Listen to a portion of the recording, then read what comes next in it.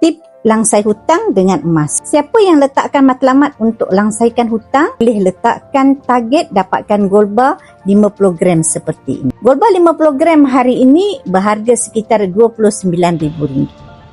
Kenapa simpanan untuk langsaikan hutang lebih berbaloi disimpan dalam bentuk emas? Ini kerana simpanan dalam bentuk emas lebih susah bocor dan memberikan keuntungan daripada kenaikan harga emas setinggi 10% setahun.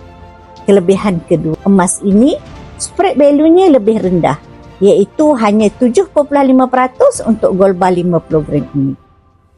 Ini bermakna item seperti 50 gram ini memberi keuntungan yang lebih banyak berbanding dengan saiz emas yang lebih kecil seperti gold bar 10 gram. Dengan kadar spread value sekitar 9%. Jika ada bajet besar dan mahu terus pegang emas, boleh buat belian terus secara EPP ataupun secara full payment. Kita juga boleh menabung gram emas melalui akaun emas JAP mengikut bajet sehingga capai target gram emas yang kita mahu. Cukup gram dalam akaun, kita boleh keluarkan emas tersebut ke dalam bentuk fizikal seperti ini. Bagi gold bar 50 gram ini boleh diambil di mana-mana cawangan public gold pilihan melalui temu janji. Nak mula menabung emas di public gold, tuan-puan boleh rujuk pin video saya di profil 5 langkah daftar akaun public gold akan bimbing tuan-puan dalam cara dan langkah-langkah simpanan emas yang terbaik untuk tuan-puan.